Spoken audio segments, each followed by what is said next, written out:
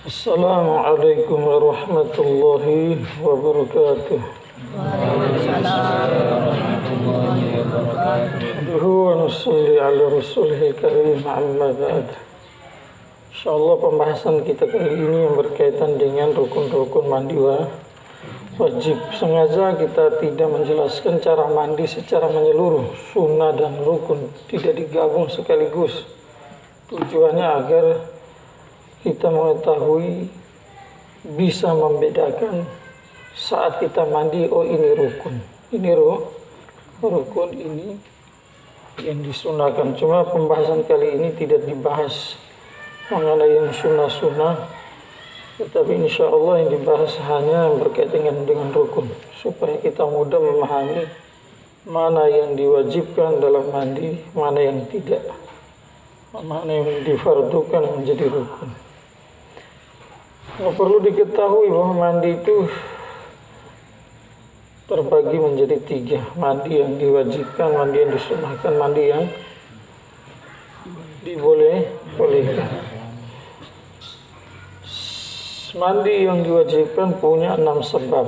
Jadi salah satu dari sebab itu kalau terdapat dalam diri seseorang, baik laki-laki maupun perempuan, maka laki-laki dan perempuan itu wajib mandi. Sebab yang pertama sebab kematian. Sebab apa? Kematian. Yang kedua adalah sebab haid. Yang ketiga sebab nifas. Yang keempat sebab melahirkan dengan sempurna. Bayinya sudah keluar full atau total, maka si wanita punya kewajiban untuk mandi. Yang keempat adalah sebab junub. Yang kelima sebab masuknya kepala kemaluan di dalam farj. Farj itu sifatnya umum, bukan hanya yang berkaitan dengan kubul, tetapi berkaitan dengan kubul juga, dubur juga. Kaitan dengan kubulnya manusia alias kemaluan, juga dubur manusia sama juga berkaitan dengan kubul dan duburnya binatang. Maka kalau ada seorang laki-laki nekat melakukan hubungan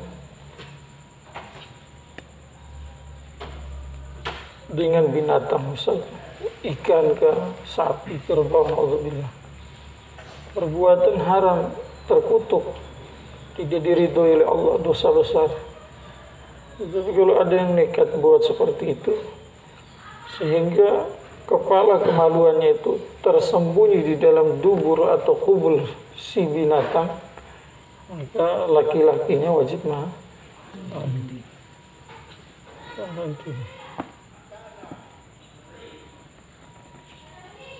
Lewat jalur yang halal atau haram, sama juga dengan tadi itu. Intinya melakukan hubungan lewat kubul dan dubur sampai kepala kemaluannya hilang, atau bagi laki-laki yang kepala kemaluannya sudah tidak ada, hanya kemaluannya saja, tetapi masuk kemaluannya itu sekadar seukuran kepala kemaluan, maka dia wajib mandi.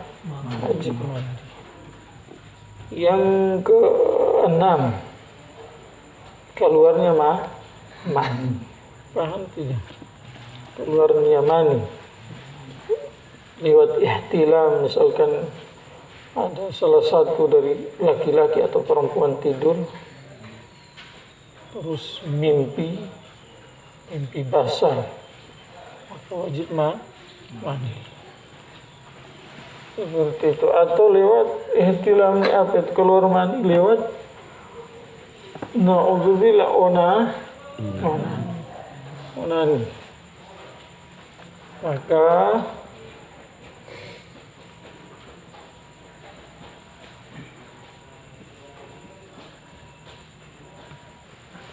yang keluar maninya lewat onani wajib mandi. Jangan tidak. Sekarang saat kita sudah mengetahui sebab nanti dari 6 sebab tadi, 3 khusus dengan berkaitan dengan wanita saja, sebab haid, sebab nifas, sebab lahir, berkaitan hanya khusus dengan wanita. Maka salah satu dari 3 sebab ini kalau terdapat dalam diri seorang wanita, maka wanita itu wajib mandi. Sementara 3 sebab lain, sebab meninggal, sebab junub, dan sebab masuknya kemaluan laki-laki dalam kemaluan si wanita, maka ini 3 sebab sifatnya umum, juga terdapat dalam diri seorang laki-laki, bisa juga terdapat dalam diri seorang wanita. Maka 3 dari 6 tadi yang sifatnya umum, salah satu dari 3 yang 6 yang sifatnya umum, kalau terdapat dalam diri seorang laki-laki atau perempuan, maka wajib mandi. Cuma nanti masalah mandi sebab kematian itu pembahasannya khusus, apakah wajib niat atau tidak saat dimandikan, nanti akan dibahas insya Allah di waktu yang lain. Karena itu masih ada khilafiyah. Ada yang mengatakan wajib niat, ada yang wajib tidak wajib niat, hanya sunnah saja. Insya Allah mandinya tetap wajib, cuma niatnya itu khilafnya di masalah niat. Apakah saat memandikan jenazah wajib niat atau tidak, itu mahalul ikhtilaf. Di situ ada perbedaan pendapat orang para ulama. Nanti insya Allah dibahas di tempat khusus dan waktu tersendiri.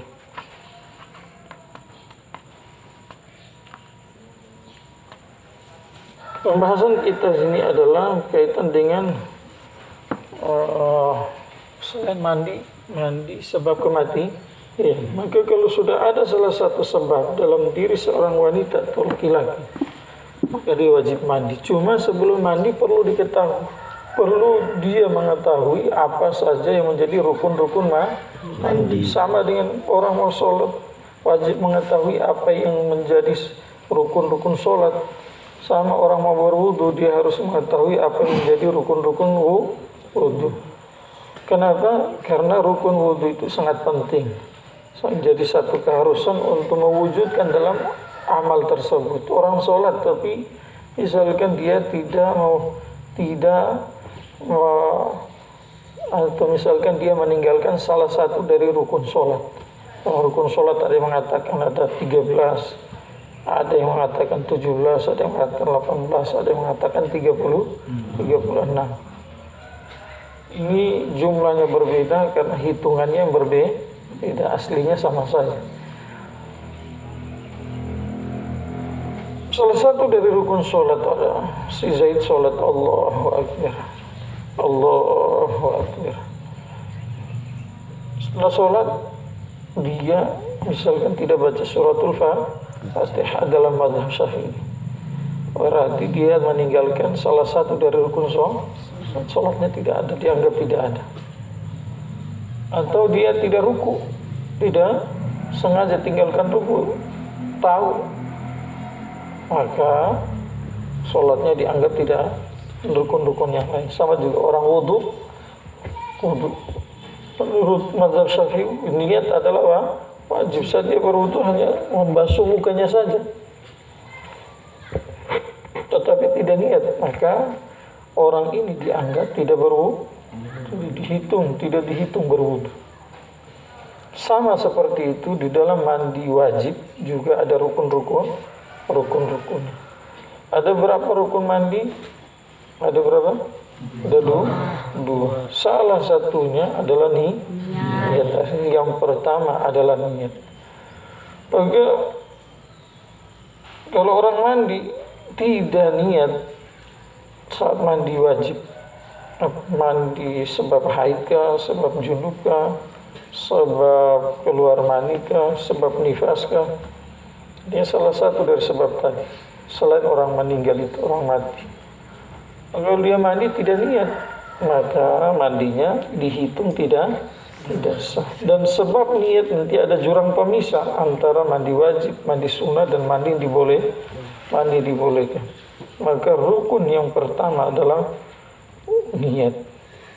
Kapan niatnya? Niatnya saat orang yang mandi atau kamu saat mandi mengambil air dari ember lewat gayung, atau kalau kamu pakai shower saat jatuh air pertama di salah satu anggota badan.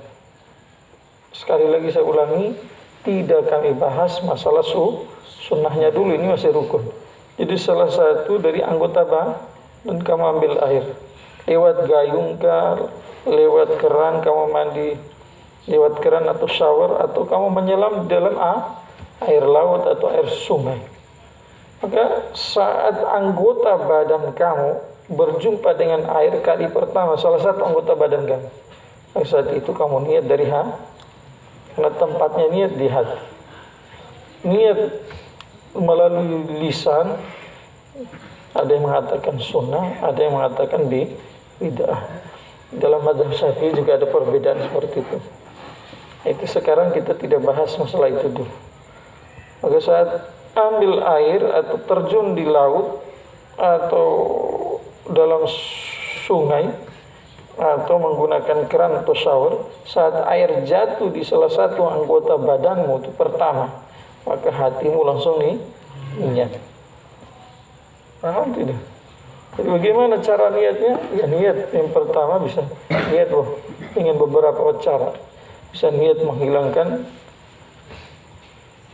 junub, atau niat menghilangkan haid, maksudnya hukumnya itu, atau niat menghilangkan nifas, mengangkat atau menghilangkan.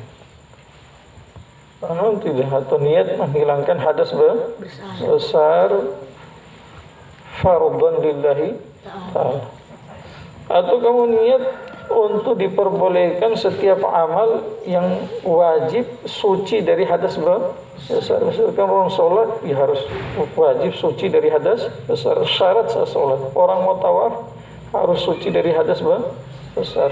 Orang mau pegang Al-Quran, membaca Al-Quran harus suci dari hadas besar. Wajib itu. Jadi merupakan satu syarat. Maka saat kamu mandi bisa kamu niat, air jatuh di kepala atau tangan salah satu anggota badan. Saat jatuh air langsung hatimu niat, saya niat mandi untuk diperbolehkan sholat, atau saya niat mandi untuk diperbolehkan memegang Al-Quran, atau saya niat mandi untuk diperbolehkan tawaf, saya niat mandi untuk diperbolehkan membaca Al-Quran. Atau niat, bisa juga niat adalah niat mandi untuk menunaikan fardu mandi atau kewajiban mandi dan seterusnya. Seperti itu. Dalil niat mana? Ya dalilnya seperti dalam masalah wudu kemarin pembahasan kita. Hadis Nabi sallallahu alaihi wasallam yang meriwayatkannya adalah Umar bin Khattab radhiyallahu anhu. Kemudian hadis ini ditulis oleh Imam Bukhari dan Imam Muslim dalam kitabnya. Dalam Riyadhus Shalihin juga di awal bab ditulis, sama dengan Imam Bukhari menulisnya dalam Sahih Bukhari di awal kitabnya. Di awal kitab. Dalam Riyadhus Shalihin juga di awal kitab. Apa bunyi hadisnya? Innamal a'malu binniyat. Sungguhnya amal-amal tergantung niat. Binniyat berarti tergantung niatnya. Paham tidak? Binniyat berarti sungguhnya amal-amal tergantung niat. Maksudnya bermaksud artinya seperti sholat, puasa, zakat itu adalah ibadah. Ibadah akan dianggap sah atau tidak tergantung niat. Maka sama mandi junub juga adalah ibadah. Maka saat mau mandi punya kewajiban niat. Paham tidak? Innamal a'malu tasihhu binniyat. Sungguhnya amal sah sebab niat atau tergantung niat, atau amal-amal akan diterima sebab niat atau tergantung niat, atau sungguhnya amal-amal akan dianggap ada, dihitung ada, tergantung niat. Kalau niatnya ada berarti amal dihitung ada, kalau tidak maka. Selanjutnya rukun yang kedua adalah meratakan air di seluruh badan, mulai dari ujung rambut sampai ujung kuku. Nanti di situ ada dua kategori. Yang pertama, meratakan rambut, menyampaikan air ke seluruh rambut, zahiran wa batinan. Jadi rambut yang tebal, jenggot yang tebal. Orang yang mandi yang mempunyai rambut yang tebal ataupun jenggot yang tebal, bagi laki-laki wajib menyampaikan air ke zahir rambut dan batin, dalam-dalam di akar sampai batang-batang rambut, akar-akar rambut itu harus dia sampaikan air ke sana. Begitu pula jenggot. Karena dalam masalah wudu, orang yang punya jenggot yang tebal, misalkan ada dua orang laki-laki duduk saling ngobrol, saling berdekatan, seperti yang satu punya jenggot, yang satu tidak. Yang tidak punya jenggot saat berbicara dengan orang yang punya jenggot, dia tidak melihat kulit orang yang punya jenggot karena saking tebalnya jenggot orang yang punya jenggot. Maka kalau dalam masalah wudu, yang punya jenggot yang tebal tadi, dia hanya diwajibkan berwudu saat membasuh muka itu. Tidak diwajibkan bagi dia untuk menyampaikan air ke dalam kulit ataupun jenggot-jenggot yang berdekatan dengan kulit yang tebal itu. Tidak punya kewajiban. Berbeda dengan bab mandi wajib jenggot tebal ataupun jenggot yang tidak tebal. Maka orang yang mandi punya keharusan untuk menyampaikan air ke kulit, peres, bulu jenggot, zahir wa batin. Sama juga seorang wanita yang memakai rambut cacing atau kepang itu. Kalau dia dengan tidak dibuka, air tidak bisa sampai ke akar rambut, ke batinnya rambut, maka wajib membuka rambut sebelum buka konde cacingnya itu dibuka, wajib. Tapi kalau bisa sampai air tanpa dibuka itu konde cacing, maka tidak perlu dibuka. Yang kedua adalah dari rukun yang kedua, pembagian kedua dari rukun yang kedua, meratakan air ke seluruh kulit. Tidak sampai zahir dalam telinga yang kelihatan zahirnya itu sampai ke dalam, wajib sampaikan air ke sana. Saat kamu duduk, duburmu yang kelihatan juga wajib sampaikan air ke sana, laki-laki maupun perempuan. Wanita saat duduk terlihat yang zahir dari kemaluannya, wajib untuk sampaikan air ke sana. Jadi orang yang gemuk biasanya ada lepitan badannya itu, maka wajib dia sampaikan air ke sana. Jadi meratakan air ke seluruh kulit.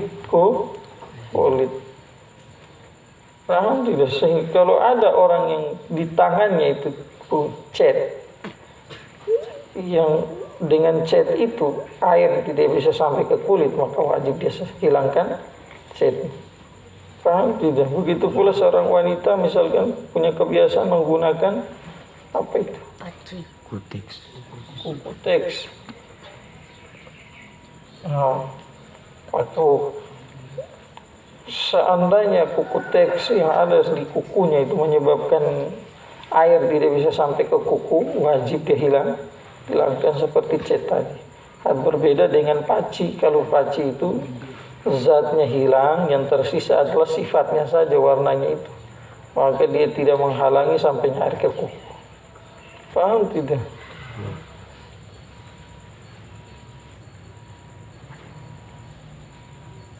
Sama orang yang punya kuku panjang, misalnya di dalam kukunya ada kotoran. Kalau misalkan saat dia mandi, kotoran ini akan menghalangi air untuk sampai ke dalam itu, batasan zahir dan batin kuku, maka wajib dihilangkan itu kotoran.